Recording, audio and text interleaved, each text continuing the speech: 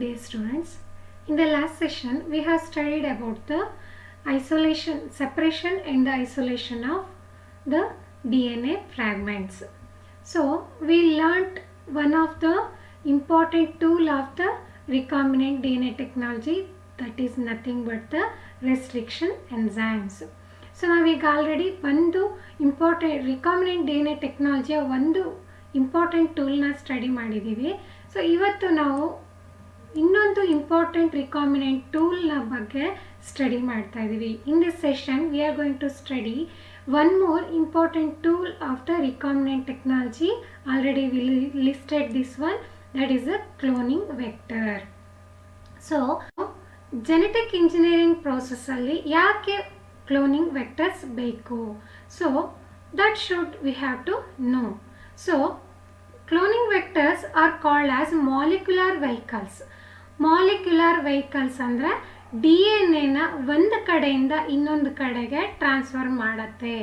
Means these vectors carry the foreign D N A, means the desired D N A to the host cell.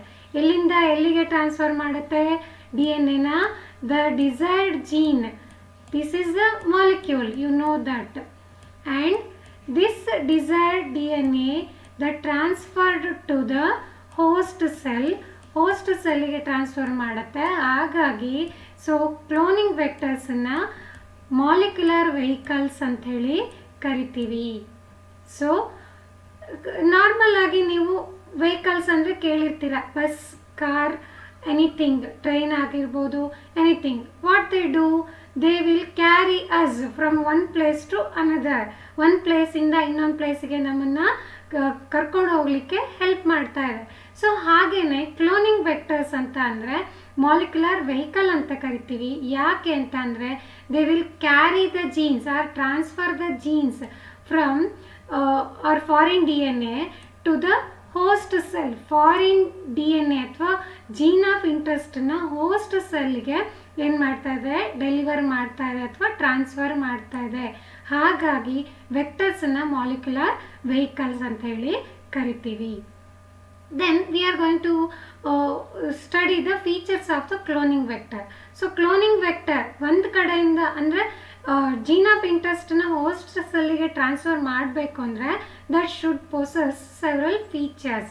Among them very important 3 features are we are going to study now. So 3 features are the origin of replication, selectable marker and the cloning site. So we shall study these one by one in brief. So origin of replication ಅಂದರೆ ಏನು, first ಅದನ್ನು ನಾವು understand ಮಾಡ್ಕೊಳ್ಳೋಣ. Origin ಅಂದರೆ ಮೂಲ. So ಯಾವುದಕ್ಕೆ ಇದು origin ಆಗಿರುತ್ತೆ? For the replication process. Dear students, ನೀವು ಆಲ್ರೆಡಿ ಮಾಲಿಕ್ಯುಲರ್ ಬಯಾಲಜಿಯಲ್ಲಿ ಡಿ ಎನ್ ಎ ರೆಪ್ಲಿಕೇಶನ್ ಬಗ್ಗೆ ಸ್ಟಡಿ ಮಾಡಿದ್ದೀರಾ. So D N A replication initiates from one of the site. Replication ಒಂದು ಸೈಟಲ್ಲಿ ಸ್ಟಾರ್ಟ್ ಆಗುತ್ತೆ.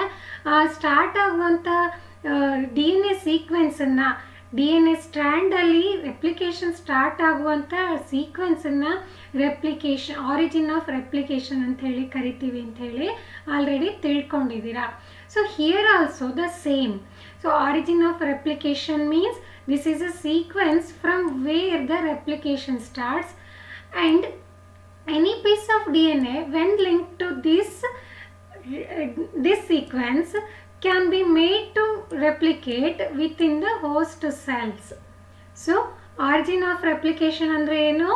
So as you learnt earlier, this is a sequence from where the replication start.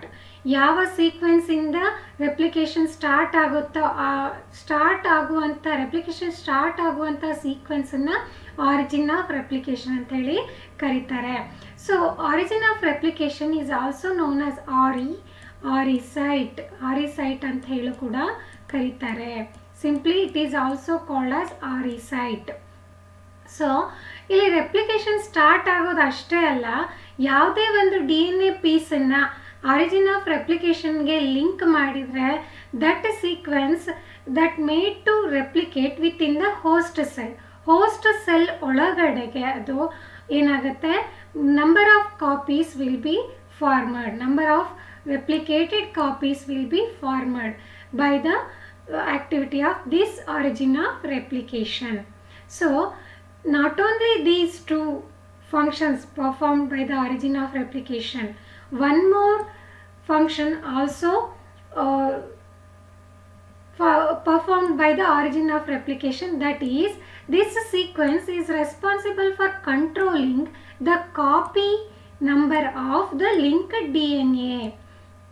ನೋಡಿ, origin of replication ಅಂದರೆ ಯಾವ D N A ಸೀಕ್ವೆನ್ಸಿಂದ replication start ಆಗುತ್ತೋ ಆ D N A ಸೀಕ್ವೆನ್ಸನ್ನು ಆರಿಜಿನ್ ಆಫ್ ರೆಪ್ಲಿಕೇಶನ್ ಅಂತೀವಿ. ಅಂದರೆ ಆ ಸೀಕ್ವೆನ್ಸಿಂದ ರೆಪ್ಲಿಕೇಶನ್ ಸ್ಟಾರ್ಟ್ ಆಗುತ್ತೆ.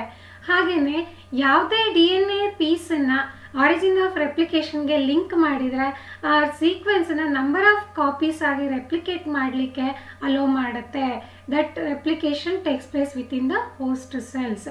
ಆ್ಯಂಡ್ ಅದಷ್ಟೇ ಅಲ್ಲದೆ ಈ ಆರಿಜಿನ್ ಆಫ್ ರೆಪ್ಲಿಕೇಶನ್ ಸೀಕ್ವೆನ್ಸು ಮೇಯ್ನಾಗಿ the number of copies also controlled by the origin of replication. Number of copies of the linked D N A, linked D N ಎನ ರೆಪ್ಲಿಕಾ ನಂಬರ್ಸನ್ನು ಕಂಟ್ರೋಲ್ ಮಾಡೋದು ಕೂಡ origin of ರೆಪ್ಲಿಕೇಶನ್ನ important function ಆಗಿದೆ. These three functions performed by the origin of replication. So, if one wants to recover many copies of target DNA, it should be cloned in a vector whose origin support high copy number. So, many copies of target DNA na obtain ಮಾಡ್ಕೊಳ್ಬೇಕು ಅಂತ ಅಂದರೆ ಏನು ಮಾಡಬೇಕು? So vector ನ origin, ಯಾವ origin high number of ಕಾಪಿನ support ಮಾಡುತ್ತೋ ಆ ಆರಿಜಿನ್ಗೆ ಏನು ಮಾಡಬೇಕಾಗತ್ತೆ? ಟಾರ್ಗೆಟ್ ಡಿ ಎನ್ ಎನ ಕ್ಲೋನ್ ಮಾಡಬೇಕಾಗತ್ತೆ, ಲಿಂಕ್ ಮಾಡಬೇಕಾಗತ್ತೆ. Target D N A is nothing but the desired gene or the foreign gene. So this is about the origin of replication. Origin of replication andre this is a sequence from where the replication starts. If any DNA sequence it attached to the origin of replication, it made to replicate within the host cell and also control the number of copies of the linked DNA. These are the three important functions of the origin of replication. The cloning vector should possess this origin of replication. One more important feature of the vector is nothing but the selectable marker.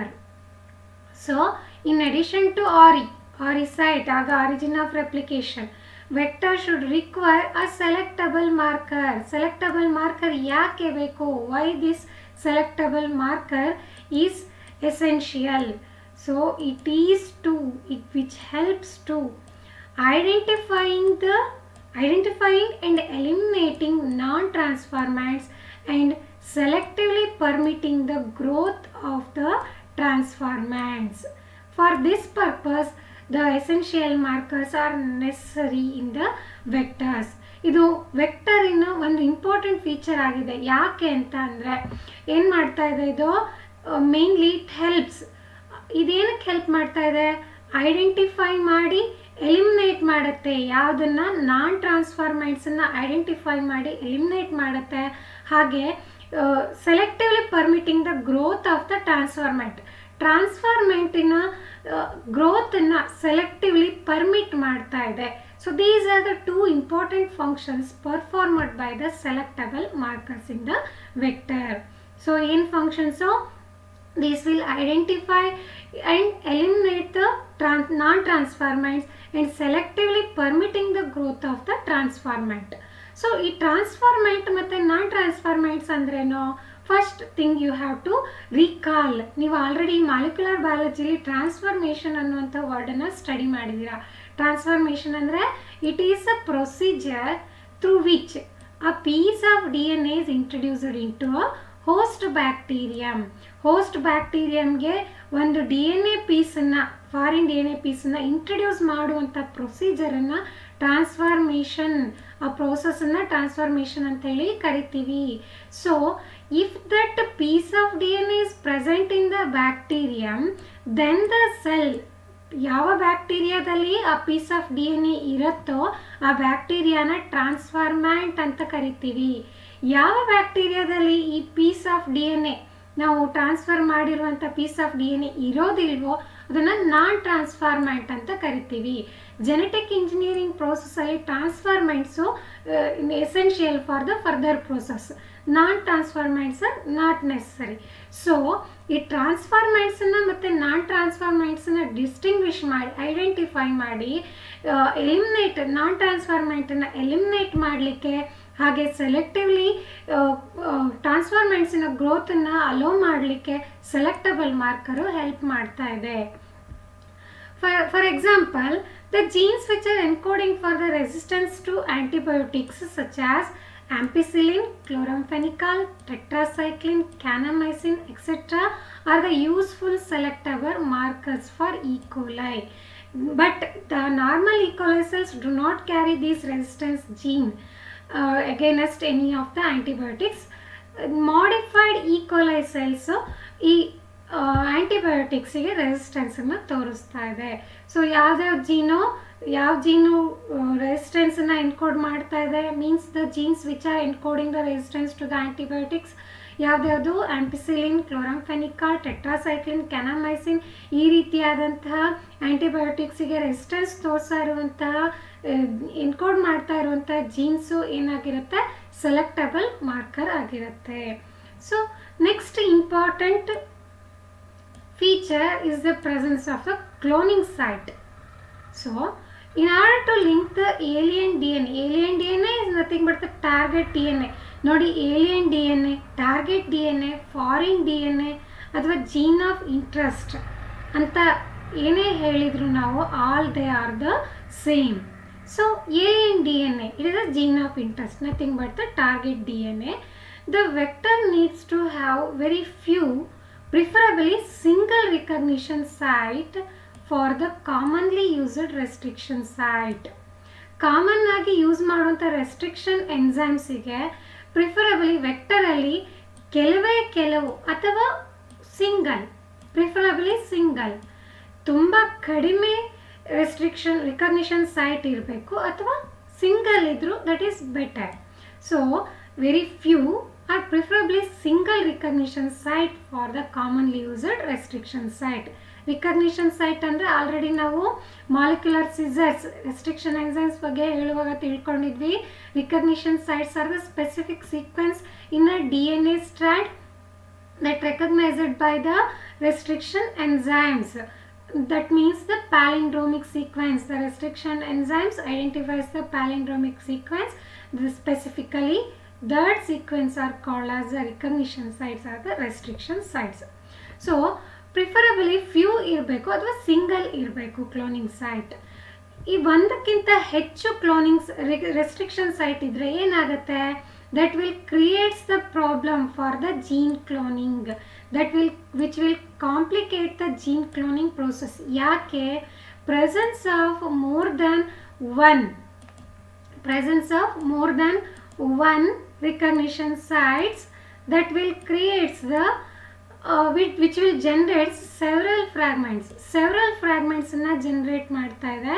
So more number of fragments will complicate the formation of these more number of fragments will complicate the gene cloning. So vector ಅಲ್ಲಿ ಒಂದಕ್ಕಿಂತ ಹೆಚ್ಚು recognition site ಇದ್ದಾಗ restriction site more number of ಫ್ರಾಗ್ಮೆಂಟ್ಸನ್ನು generate ಮಾಡ್ತಾ ಇದೆ. So ಇದು gene ಕ್ಲೋನಿಂಗನ್ನು complicate ಮಾಡುತ್ತೆ. ಸೊ ಹಾಗಾಗಿ ವೆರಿ ಫ್ಯೂ ಕ್ಲೋನಿಂಗ್ ಸೈಟ್ ಇರಬೇಕು ಅಥವಾ ಪ್ರಿಫರಬ್ಲಿ ಸಿಂಗಲ್ ಕ್ಲೋನಿಂಗ್ ಸೈಟ್ ಇರಬೇಕು. This will allows the better cloning process, gene cloning process. Example, PBR322 is the artificially constructed plasmid. Plasmid ಅಂದರೆ ನಿಮಗೆ ಆಲ್ರೆಡಿ ಪ್ರೀವಿಯಸ್ ಕ್ಲಾಸಲ್ಲಿ ನೀವು ಅಂದರೆ ಫಸ್ಟ್ PUC ಅಲ್ಲಿ ಪ್ಲಾಸ್ಮಿಡ್ ಬ್ಯಾಕ್ಟೀರಿಯಾದಲ್ಲಿ ಇರುತ್ತೆ, ಕೆಲವೊಂದು ಬ್ಯಾಕ್ಟೀರಿಯಾದಲ್ಲಿ ಇರುತ್ತೆ ಅಂತ ನೀವು ತಿಳ್ಕೊಂಡಿದ್ದೀರಾ. ಪ್ಲಾಸ್ಮಿಡ್ಸ್ ಅಂದರೆ these are the extra chromosomal DNA which are present in specific species of bacteria. So these plasmids used as vectors in the recombinant DNA technology.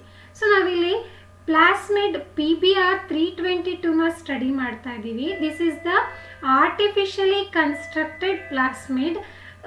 It means PBR322 ಅಂದರೆ plasmid constructed by the two scientist Bolivar and the Rodriguez. After these scientists Bolivar and Rodriguez ನಂತರ ಆ ಪ್ಲಾಸ್ಮಿಡ್ಗೆ PBR322 ಅಂತ ಹೇಳಿ name ಮಾಡಲಾಗಿದೆ. PBR322 ಅಲ್ಲಿ 2 antibiotic resistance genes ಇರುತ್ತೆ. First one is the ampicillin AMPR ಅಂದರೆ ampicillin resistance gene ಅಂತ. The gene which is resistance to antibiotic, that is ampicillin. Specific ಆಗಿ ಆಂಪಿಸಿಲಿನ್ಗೆ ರೆಸಿಸ್ಟೆನ್ಸ್ನ ತೋರಿಸ್ತಾ ಇದೆ. ಆ್ಯಂಡ್ ಇಲ್ಲಿ TET-R ಅಂತ ನೋಡ್ತಾ ಇದ್ದೀರಾ, means the gene which is resistance to the tetracycline antibiotic. So ಅದನ್ನೇ TET-R ಅಂತ ಹೇಳಿಬಿಟ್ಟು ಶಾರ್ಟ್ ಫಾರ್ಮಲ್ಲಿ ಕೊಟ್ಟಿರುವಂಥದ್ದು. These are the unique restriction sites. So if the insertion of the new gene at a site in any of these marker gene, ಯಾವುದೇ ಒಂದು ಆಂಪಿಸಿಲಿನ್ resistance ಜೀನಿಗಿರ್ಬೋದು ಅಥವಾ tetracycline resistance ಜೀನಿಗಿರ್ಬೋದು, insert ಮಾಡಿದಾಗ ಏನಾಗ್ತಾ ಇದೆ, ಆ ಪರ್ಟಿಕ್ಯುಲರ್ ಮಾರ್ಕರ್ ಜೀನು ಇನ್ಆಕ್ಟಿವೇಟ್ ಆಗ್ತಾ ಇದೆ. So this helps in the selection of the E coli cells harbouring recombinant plasmids. ಯಾವ ಈಕೋಲೈ ಸೆಲ್ಸಲ್ಲಿ ರಿಕಾಮಿನೆಂಟ್ ಪ್ಲಾಸ್ಮಿಡ್ಸ್ ಇರುತ್ತೋ ಈ inactivation of the marker gene will helps to identify. So ಯಾವುದು ಟ್ರಾನ್ಸ್ಫಾರ್ಮೆಂಟು ಯಾವುದು ನಾನ್ ಟ್ರಾನ್ಸ್ಫಾರ್ಮೆಂಟ್ ಅಂತ ಹೇಳಿಬಿಟ್ಟು ಐಡೆಂಟಿಫೈ ಮಾಡಲಿಕ್ಕೆ ಹೆಲ್ಪ್ ಮಾಡ್ತಾ ಇದೆ. Let us study the structure of the PBR322. As I told earlier, plasmid PBR322 is the artificially constructed plasmid. This is constructed by the scientist Bolivar and Rodriguez. So this consists of, this is the artificially constructed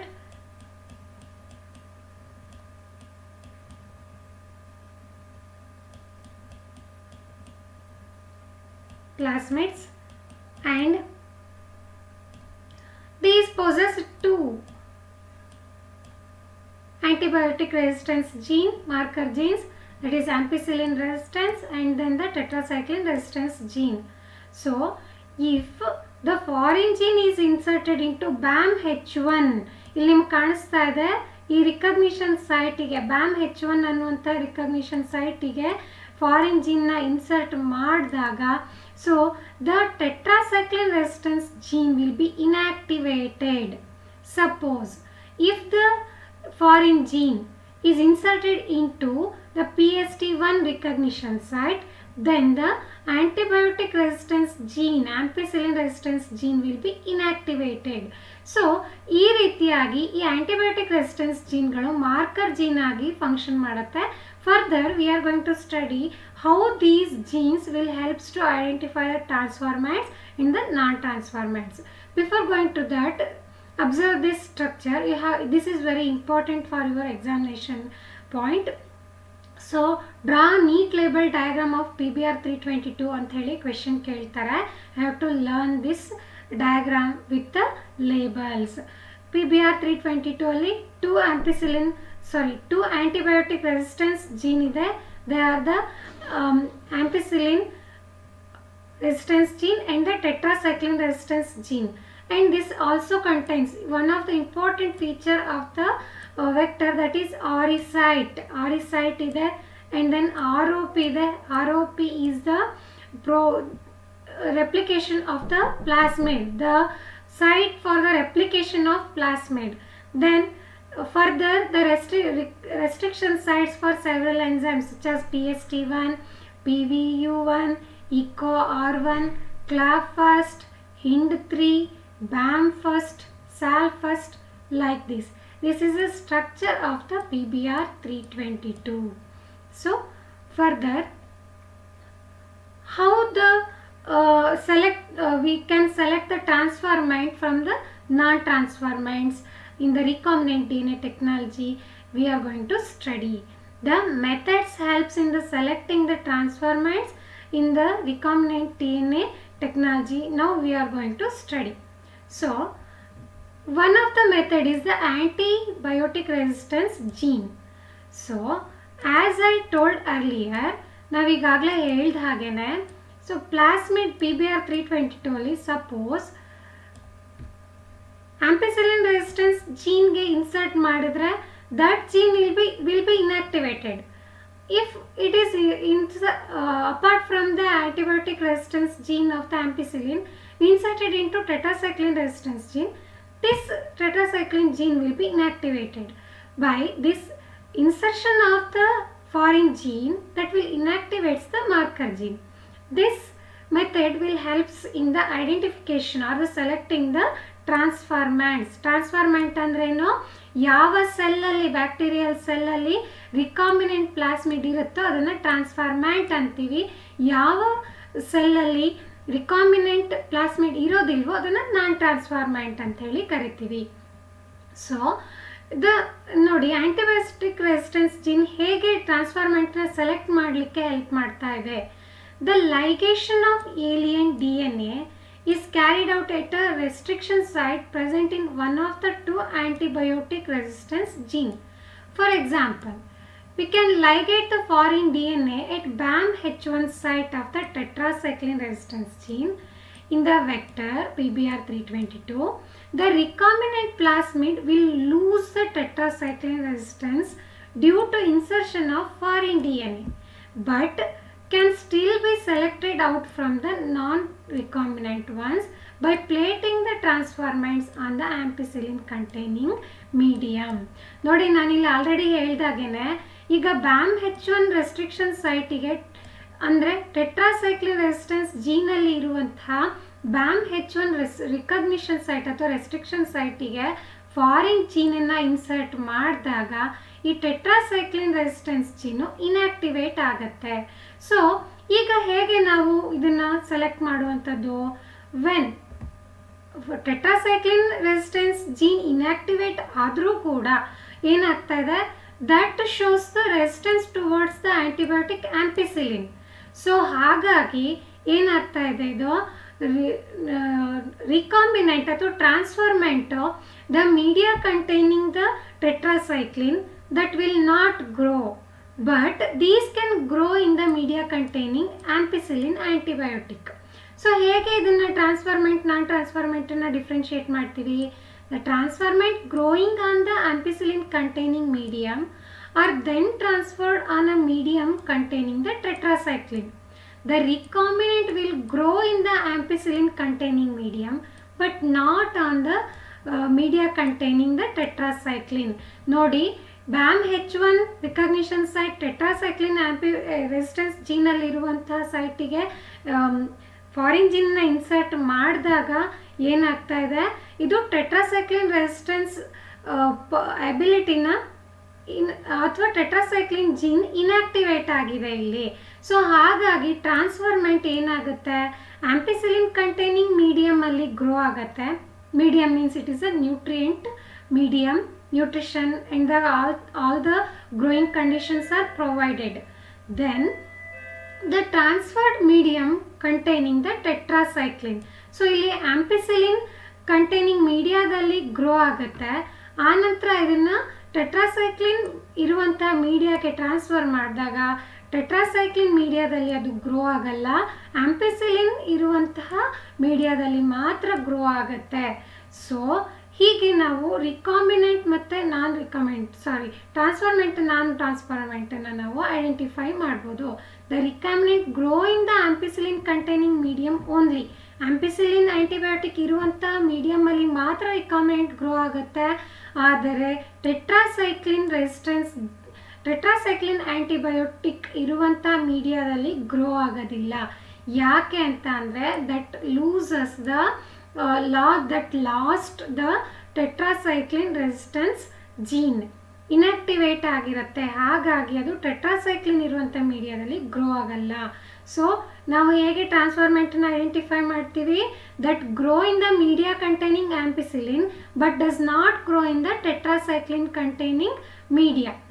but non ಟ್ರಾನ್ಸ್ಫಾರ್ಮೆಂಟನ್ನು ಹೇಗೆ ನಾವು ಕಂಡುಹಿಡಿಯೋದು, identify ಮಾಡೋದು? That will grow on the both medium. ಯಾವ medium? The medium containing both antibiotics. So ampicillin antibiotic ಇರೋ ಮೀಡಿಯಾದಲ್ಲೂ ಕೂಡ grow ಆಗುತ್ತೆ, ಟೆಟ್ರಾಸೈಕ್ಲಿನ್ ಇರೋ ಮೀಡಿಯಾದಲ್ಲೂ ಕೂಡ ಗ್ರೋ ಆಗುತ್ತೆ. ಅಂತಹ ಸೆಲ್ಸನ್ನು ನಾನ್ ರಿಕಾಂಬಿನೆಂಟ್ ಅಥವಾ ನಾನ್ ಟ್ರಾನ್ಸ್ಫಾರ್ಮೆಂಟ್ ಅಂತ ಹೇಳ್ತೀವಿ. ಯಾವ ಸೆಲ್ಲು ಆಂಪಿಸಿಲಿನ್ ಆ್ಯಂಟಿಬಯೋಟಿಕ್ ಇರುವಂಥ ಮೀಡಿಯಾದಲ್ಲಿ ಮಾತ್ರ ಗ್ರೋ ಆಗುತ್ತೆ, ಟೆಟ್ರಾಸೈಕ್ಲಿನ್ ಇರುವಂತಹ ಮೀಡಿಯಾದಲ್ಲಿ ಗ್ರೋ ಆಗಲ್ಲ ಅನ್ನೋ ಟ್ರಾನ್ಸ್ಫಾರ್ಮೆಂಟ್ ಅಂತ ಹೇಳಿ ಐಡೆಂಟಿಫೈ ಮಾಡ್ತೀವಿ. That will be further used for the genetic engineering process, and the non-recombinants grow in the both medium that will not used. So ಯಾಕೆ ಈ ರೀತಿಯಾಗಿ ಟೆಟ್ರಾಸೈಕ್ಲಿನ್ ಇನ್ಯಾಕ್ಟಿವೇಶನ್ ಆಗಿರುವಂಥದ್ದು, ಟೆಟ್ರಾಸೈಕ್ಲಿನ್ ರೆಸಿಸ್ಟೆನ್ಸ್ ಜೀನ್ ಇನ್ಯಾಕ್ಟಿವೇಶನ್ ಆಗಿರೋದು ಅಂದರೆ due to insertion of the alien DNA ಅಥವಾ desired ಜೀನನ್ನು tetracycline resistance ಜೀನಲ್ಲಿ BAMH1 ಅನ್ನುವಂಥ ರಿಕಗ್ನಿಷನ್ ಸೈಟಲ್ಲಿ ಇನ್ಸರ್ಟ್ ಮಾಡಿರೋದ್ರಿಂದಾಗಿ ಆ ಪರ್ಟಿಕ್ಯುಲರ್ ಜೀನು ಇನ್ಯಾಕ್ಟಿವೇಟ್ ಆಗಿದೆ. ಹಾಗಾಗಿ ಒಂದೇ ಒಂದು ಮೀಡಿಯಾದಲ್ಲಿ ಆಂಪಿಸಿಲಿನ್ ಇರುವಂಥ ಮೀಡಿಯಾದಲ್ಲಿ ಮಾತ್ರ ಗ್ರೋ ಆಗುತ್ತೆ, ಟೆಟ್ರಾಸೈಕ್ಲಿನ್ ಇರುವಂಥ ಮೀಡಿಯಮಲ್ಲಿ ಗ್ರೋ ಆಗೋದಿಲ್ಲ. ಸೊ ಹೀಗೆ ಆ್ಯಂಟಿಬಯೋಟಿಕ್ ರೆಸಿಸ್ಟೆನ್ಸ್ ಜೀನನ್ನು ಉಪಯೋಗಿಸ್ಕೊಂಡು ಏನು ಮಾಡ್ಬೋದು, ಟ್ರಾನ್ಸ್ಫಾರ್ಮೆಂಟನ್ನು ಮತ್ತು ನಾನ್ ಟ್ರಾನ್ಸ್ಫಾರ್ಮೆಂಟನ್ನು ಐಡೆಂಟಿಫೈ ಮಾಡ್ಬೋದು. ಇನ್ನೊಂದು ಮೆಥಡ್ ಇದೆ, that is one more method, chromogenic substrate. How we can identify the transformant and a non-transformant by using the chromogenic substrate. Here also insertional inactivation takes place. In this method, the recombinant DNA is inserted within the coding sequence of an enzyme. Enzyme yadu beta galactosidase enzyme. So recombinant DNA na coding sequence ಮಾಡ್ತಾ ಇರುವಂತಹ ಎಂಜೈಮ್ಗೆ insert ಮಾಡಿದಾಗ, the coding sequence of an enzyme, ಎಂಜೈಮಿನ coding ಸೀಕ್ವೆನ್ಸಿಗೆ insert ಮಾಡಿದಾಗ, enzyme ಯಾವುದು beta galactosidase enzyme. So ಎಂಜೈಮ್ನ coding ಸೀಕ್ವೆನ್ಸಿಗೆ ಇನ್ಸರ್ಟ್ ಮಾಡಿದಾಗ inactivation of the enzyme takes place. So insertion ಆಗಿರೋದ್ರಿಂದಾಗಿ ರಿಕಾಂಬಿನೆಂಟ್ DNA ಈ particular coding sequence of enzyme insert ಮಾಡಿರೋದ್ರಿಂದಾಗಿ ಇನ್ಯಾಕ್ಟಿವೇಟ್ ಆಗಿದೆ. ಆ ಎಂಜೈಮ್ ಆ್ಯಕ್ಟಿವಿಟಿ ಇನ್ಯಾಕ್ಟಿವ್ ಆಗಿದೆ. ಸೊ ಹಾಗಾಗಿ ಈ ಪ್ರೋಸೆಸ್ನ ಇನ್ಸರ್ಷನಲ್ ಇನ್ಯಾಕ್ಟಿವೇಶನ್ ಅಂತ ಕರಿತೀವಿ. So the recombinant DNA is inserted within the coding sequence of an enzyme beta galactosidase. Because of this insertion of recombinant DNA, the beta galactose enzyme activity will be inactivated. So this is called as insertional inactivation. ಇಲ್ಲಿ ಹೇಗೆ ನಾವು identify ಮಾಡ್ತೀವಿ ಇದನ್ನು? The presence of chromogenic substrate gives blue colored colonies. Chromogenic substrate ಅಂದರೆ colour generate ಮಾಡುವಂಥ substrate. ಇದು ಹೇಗೆ ಕಲರ್ನ ಡಿಫ್ರೆನ್ಶಿಯೇಟ್ ಮಾಡುತ್ತೆ?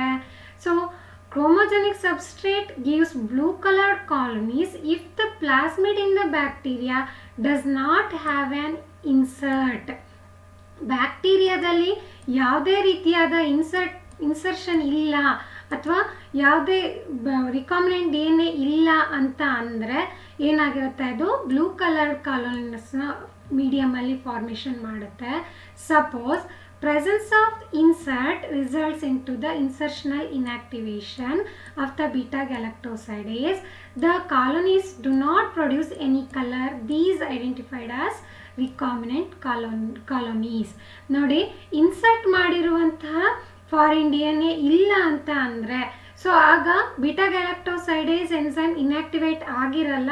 ಸೊ ಹಾಗಾಗಿ ಆ ಕ್ರೋಮೋಜೆನಿಕ್ ಸಬ್ಸ್ಟಾನ್ಸಿನ ಪ್ರೆಸೆನ್ಸಲ್ಲಿ beta galactosidase enzyme blue coloured ಕಾಲೋನೀಸ್ನ ಫಾರ್ಮೇಷನ್ ಮಾಡುತ್ತೆ.